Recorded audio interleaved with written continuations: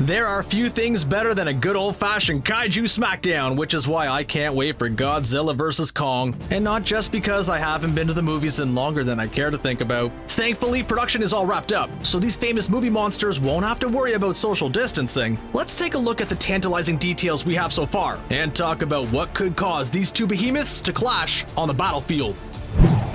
Before I take you down to Speculation Town, let's take a look at what we know about the film so far. Unlike many other movies and television projects, production on Godzilla vs. Kong wrapped safely all the way back in April 2019, so hopefully its opening won't be delayed. Right now, it's set to hit theaters on November 20th, 2020, and it's going to be available in 3D and IMAX as well as standard 2D. Oh, and according to director Adam Wingard, it's going to absolutely knock our metaphorical socks off. The movie's gonna be rated PG-13, but Wingard claims he really pushed the limit of intense sequences of creature violence, destruction, and brief language. He also shared this petition to have King Kong shove a tree in Godzilla's mouth the way he did in the 1962 film King Kong vs. Godzilla, a scene I didn't know I desperately needed to see in IMAX until right this moment. And speaking of the great cinematic masterpiece King Kong vs. Godzilla, producer Alex Garcia has stated that this film will not simply be a remake, but rather it will bring some new and interesting aspects of giant monster fights to the big screen.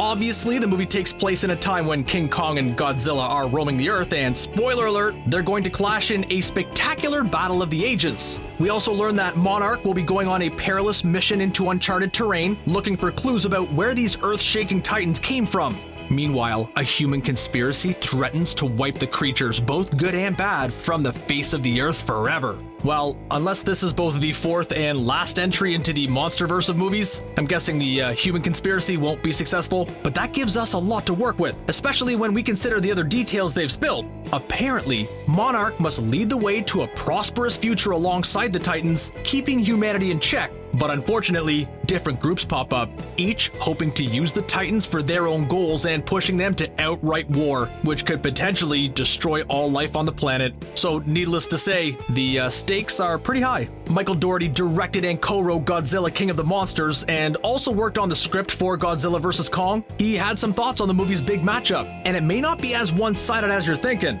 I mean, Godzilla is King of the Monsters, so it doesn't seem smart to bet against him, but Dougherty suggests not counting Kong out so quickly. He pointed out that the giant ape we saw in Skull Island was still a growing boy and hadn't reached his full potential. Godzilla vs. Kong will show us a much more grown-up monster who's developed in terms of strength, speed, and perhaps most importantly, intelligence. Yeah, Godzilla has radioactive breath, but Kong's smart enough to use tools, and he has a pair of handy-dandy opposable thumbs. Us humans manage to do plenty of damage with these bad Larrys, and we don't have anywhere near the amount of strength or biting power as a creature like Kong.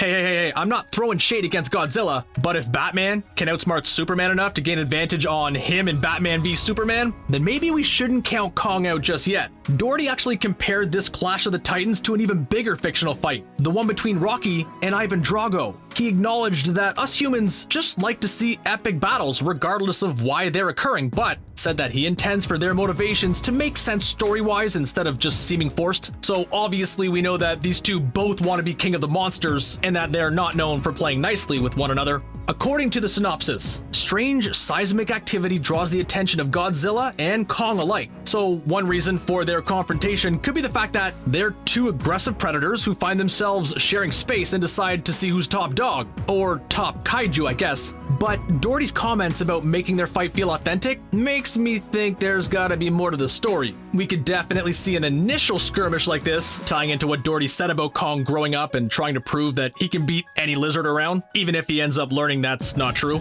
But let's not forget that director Adam Wingard said he hopes this battle does more than make us cheer, he wants to make us cry. He pointed out that many monster movie fans feel a connection to these characters, even the non-human ones. Don't you feel a little bad for King Kong watching Godzilla just wail away on the poor guy? Wingard hopes fans will get emotionally invested in the movie, and I think that's something King Kong brings to the table, even if he doesn't have the impressive array of attacks Godzilla does. We've seen him display empathy for human beings, which could affect his ability to be manipulated by the rival factions mentioned in the synopsis. Not that I think that he could understand the nuance of their mission statements, but Kong has a history of trying to help out his friends in his own way. Will one of these factions find a way to emotionally manipulate Kong into going up against Godzilla? It would have to be a much bigger impact on the audience than simply using the orca to compel these creatures to fight, or if they do try to use the orca, it would be interesting to see if either Kong or Godzilla can fight against it, or what would make them want to resist. And I don't think I enjoy rooting for Godzilla as well. Depending on the film, he's often been portrayed as a protector of humans and prefers fighting his fellow monsters, which makes sense considering they're way more of a challenge than we are.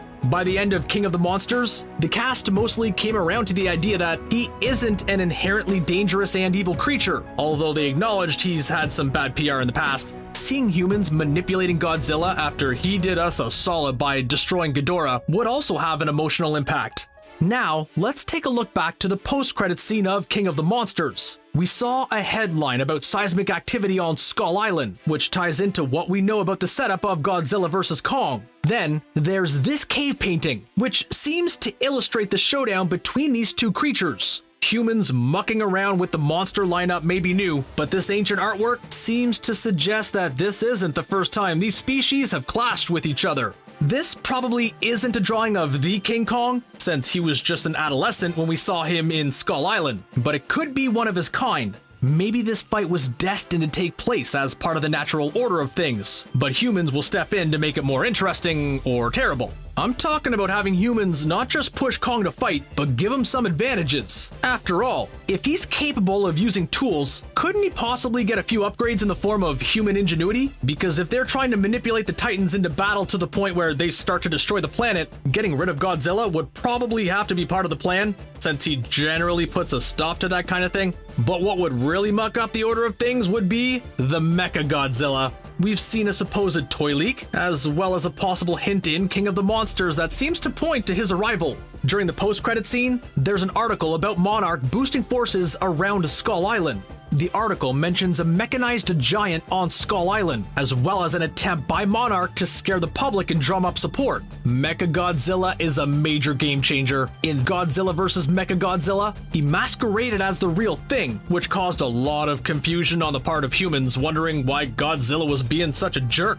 In this movie, he was created by aliens, but it's possible that a human group could be just as guilty. Let's be real, Godzilla already needs some PR work, and this definitely would not help the public opinion of him. Evildoers may use Mechagodzilla to encourage an anti-Godzilla sentiment, get the public good and riled up, and then ultimately, Godzilla will be forced to triumph over his mechanical counterpart, possibly with the help of his, well, maybe not his friend, but temporary ally King Kong. Hey, I know the movie is called Godzilla vs. Kong, but there's no reason why they can't fight together against a common foe, albeit temporarily. Having a mechanical monster fight against organic ones like Kong and Godzilla would also help highlight the real fight between mankind and monsters. Plus, introducing Mechagodzilla would be a major move for the Monsterverse and could tie into more films further down the road.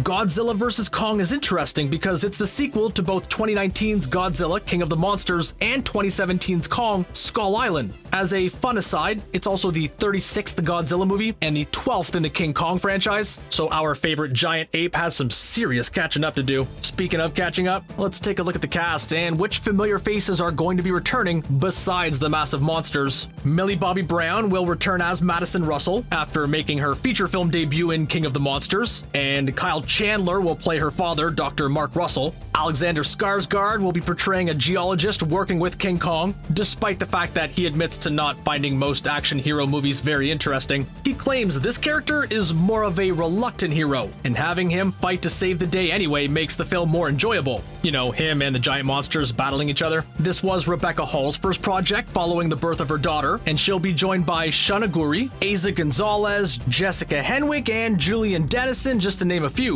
Of course, the human cast members are far less than the monsters, but hey, they worked hard on the film too, and depending on how the Monsterverse unfolds, we could end up seeing a lot more of them. Like I mentioned earlier, this is the fourth flick in the Monsterverse cinematic universe. This world kicked off with Godzilla and continued with Kong, Skull Island, and Godzilla, King of the Monsters. Godzilla vs. Kong will be the fourth installment, and monster movie fans are hoping it's just really the beginning. Personally, I'm hoping we get to see Mechagodzilla in this film and many others. Who Who do you think will triumph in this Clash of the Titans? And what do you think will draw these two together, besides the fact that they're giant monsters designed for pummeling? Share your thoughts with us in the comment section, and don't forget to click subscribe for more great movies from us here at Screen Rant. We'll see you next time.